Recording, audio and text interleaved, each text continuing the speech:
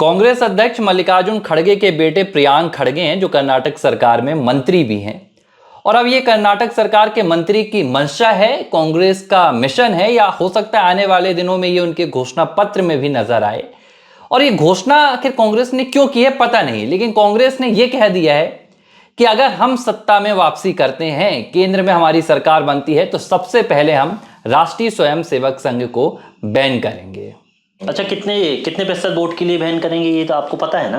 बिल्कुल जाहिर सी बात है कि ये जो खुशामद वाली कहानी कर रही है वो चंद मुसलमानों के लिए ही बात हो रही है, जो परसेंटेज है, जो कि परंपरागत वोटर, मैं कहूँगा परंपरागत वोटर ही कहूँगा, कि ऑल ऑफ जो मैंने रिजल्ट देखे हैं बीजेपी के, और जो बीजेपी के रिजल्ट आने के बाद जब वो बूथ बूथ का समीकरण बना के बताते हैं, तो बूथ बूथ में बता देते हैं कि अगर इतने मुसलमान थे, इसमें इतने हिंदू थे, हिंदू इतने वोट में लगे, मुसलमान इतने हमारे को नहीं मिले, इसलिए हम चुनाव हार गए। तो ये तमाम चीज़ें मैंने बहुत लंबे अरसे से देखी है। तो सबसे ज़्यादा क्या अब इतनी कांग्रेस को जरूरत पड़ने लगी, क्या मुसलमान जो वोटर्स हैं, जैसे मैं सीधा बोलूँ, प्रधानमंत्री जिस तरह से मुसलमानों के लिए काम कर रहे हैं और जिस तरह से उनकी लोकप्रियता मुसलमानों के प्रति भी बढ़ती जा रही है, तो क्या कांग्रेस को ये लगने लगा है कि अगर हम आरएसएस को बैन कर देंगे और जो कट्टरपंथी जो मुसलमान हैं, जो कि डेवलपमेंट के साथ नहीं अपनी पुरानी परंपरा को ही लेकर सामने आते हैं, तो क्या उन मुसलमानों के लिए अब कांग्रेस ये पूरा एजेंडा लेके आ रही है कि आरएसएस को बैन कर दिया जाएगा? और सबसे बड़ी बात है, कहां कहां आप बैन करेंगे? सवाल सिर्फ इस बात का है। आरएसएस एक सामाजिक संगठन है जो देश हित में काम करता है, और हर एक घर में मैं कहूं तो स्वयंसेवक निवास करते हैं, उसका किसी पार्टी से कोई मतलब नहीं रहता। आरएसएस ये नहीं कहता है कि आप भारतीय जनता पार्टी को वोट दीजिए, आरएसएस कभी वोट की अपील करता ही नहीं है। आरएसएस कहता है जो देश हित में काम कर रहा है, जो देश के लिए काम कर रहा है, आप काम कीजिए, और हम एक समाज को अच्छा बनाने के लिए काम कर रहे हैं। तो ये जो खड़गे साहब के योग्य पुत्र हैं, जो कि मंत्री भी हैं, तो अगर वो बयान दे रहे हैं, तो आपने जैसा कहा कि ये घोषणा पत्र में भी आ सकता है ये चीजें। अच्छा, ये कर्नाटक में हुआ है। देखिए, कर्नाटक में उन्होंने कहा था कि हम बजरंग दल को बैन करेंगे, अपने चुनाव से पहले पोलराइजेशन की उन्होंने पूरी कोशिश की थी। अब आप इत्तेफाक देखिए कि ठीक एक दिन पहले कांग्रेस के ही नेता हैं शशि थरूर ने बकायदा कहा कि जो राष्ट्रीय स्वयंसेवक संघ की विचारधारा 1950 में थी, अब वो विचारधारा कहीं और हो चुकी है। अब जो राष्ट्रीय स्वयंसेवक संघ का, उन्होंने एक तरफ से इशारा किया कि जो एक्सेप्टेंस है वो दुनिया भर में और भारत में अब घर घर तक पहुंच चुकी है। एक दिन पहले शशि थरूर की सराहना, दूसरी तरफ अब प्रियांक खड़गे का ये ऐलान करना कि केंद्र की सत्ता में आकर हम राष्ट्रीय स्वयंसेवक संघ को बैन कर देंगे। अब इसके पीछे की दो वजह नजर आ रही है। एक, कांग्रेस पार्टी के जो अघोषित मुखिया हैं, जो चेहरे हैं, राहुल गांधी की जुबान पर राष्ट्रीय स्वयंसेवक संघ के प्रति जो नफरत है वो जग जाहिर है। चाहे वो उनके मंच हो, चाहे उनके सोशल मीडिया का गलियारा हो, या उनकी अपनी विचारधारा हो, दुनिया भर में जाकर, कभी वो इंग्लैंड जाते हैं, ब्रिटेन जाते हैं तो बोको हरम से आरएसएस की कहीं ना कहीं तुलना कराते हैं, भारत में आते हैं तो कहते हैं कि नफरत की दुकान है, हम मोहब्बत की दुकान है।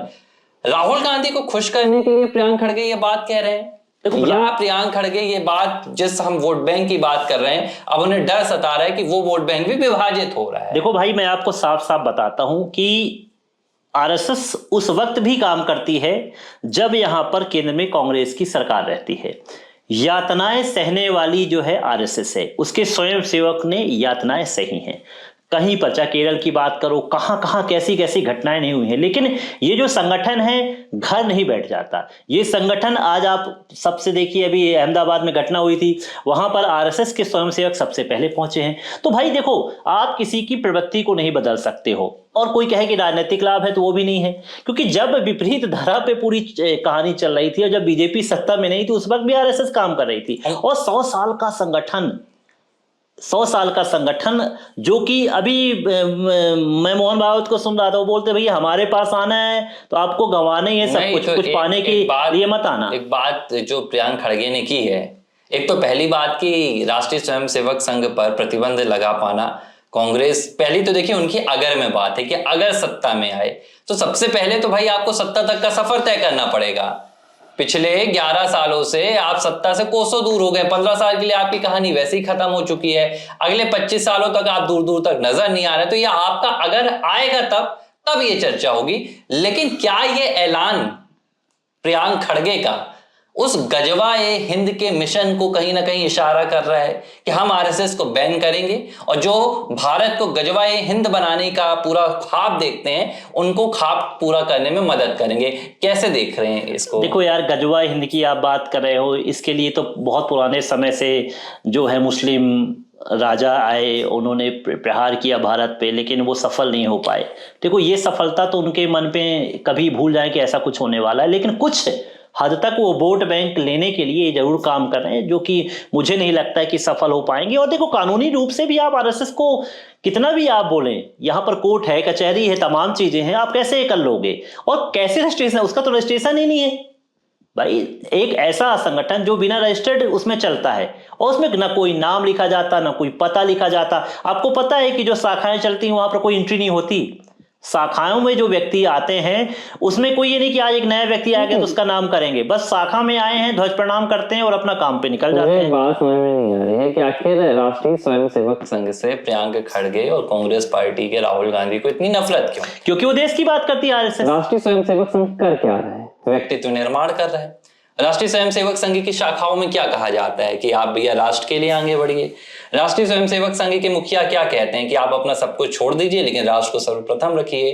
राष्ट्रीय स्वयंसेवक संघ क्या कहता है कि अगर पूरे देश में या दुनिया में कहीं भी हिंदुओं पर कोई खतरा है तो हम सबसे पहले आगे आकर उन्हें बचाने का प्रयास करेंगे। बांग्लादेश में हिंदुओं पर अत्याचार हो रहा था, प्रियंक खड़गे ने कहा क्या? नहीं कहा। कांग्रेस पार्टी के राहुल गांधी ने कहा क्या? प्रियंका गांधी हो गई, राहुल गांधी हो गए, सोनिया गांधी हो गए, मल्लिकार्जुन खड़गे हो गए, किसी नेता ने बांग्लादेश में हिंदुओं पर अत्याचार होने पर एक शब्द नहीं कहा।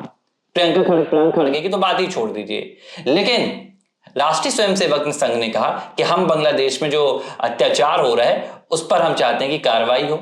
पूरी आवाज उठाई गई, जिसके बाद बांग्लादेश में जो परिवर्तन थोड़े बहुत नजर आए।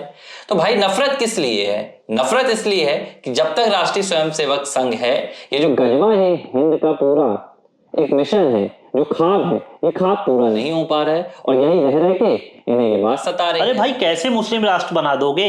हम तो हिंदू राष्ट्र की मांग कर रहे हैं। हमारी संख्या ज्यादा है, हिंदुओं की संख्या ज्यादा है, आपको रहने के लिए जगह दी गई है।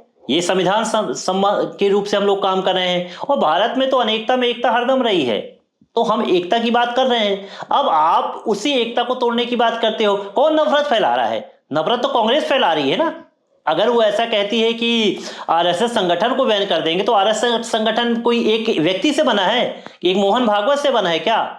लाखों की संख्या में वहां पर स्वयंसेवक हैं। क्या आप उन पे बैन लगा दोगे?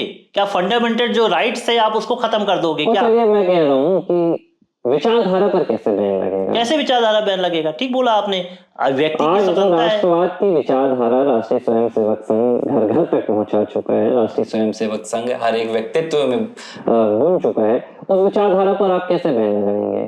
मुझे तो समझ में नहीं आ रहा है कि प्रियंक खड़गे का ये बयान किस आधार पर आया है, लेकिन ठीक है, वो खुश करना चाहते हैं। अब कुछ जगह इनकी सरकारें हैं तो इनको लग रहा है घमंड हो गया है। देखिए चुनिंदा एक हाथ पे भी, एक उंगलियों पे गिनने वाली इनकी राज्य में सरकारें हैं, वहीं से बस इनका चलता है।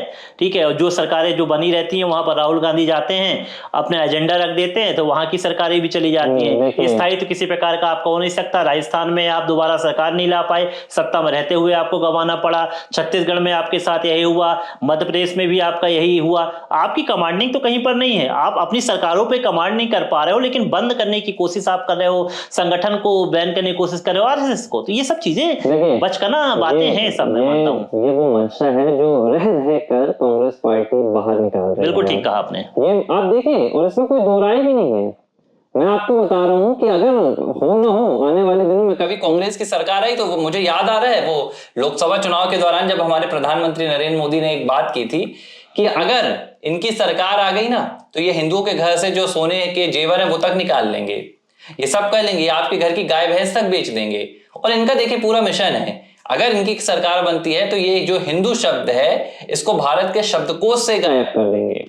तो ये जो मंशा है प्रियंका खड़गे की जब जाहिर हुई है, और मुझे लगता है कि ये अच्छी बात है।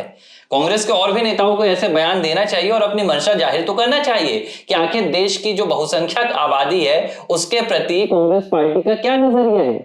देश की जो बहुसंख्यक आबादी है उसका जो सबसे बड़ा संरक्षक संगठन है राष्ट्रीय स्वयंसेवक संघ, ठीक है, उसके प्रति आखिर कांग्रेस पार्टी का क्या रवैया है, ये सामने आना चाहिए। मंशा आ गई सामने, तो प्रियंक खड़गे का बयान और क्या क्या निकल कर यहाँ पर सामने आएगा, क्या कांग्रेस को फायदा देगा उस पर मैं बात नहीं करूंगा, लेकिन मुझे लगता है कि अब इस देश की जो बहुसंख्यक आबादी है, जो हिंदुत्व की आबादी है, उसे समझना चाहिए कि ये वो संगठन है जिसे आपने 70 सालों तक सत्ता में जगह दी। ABC हिंदी न्यूज, आज ही जुड़िए हर खबर के साथ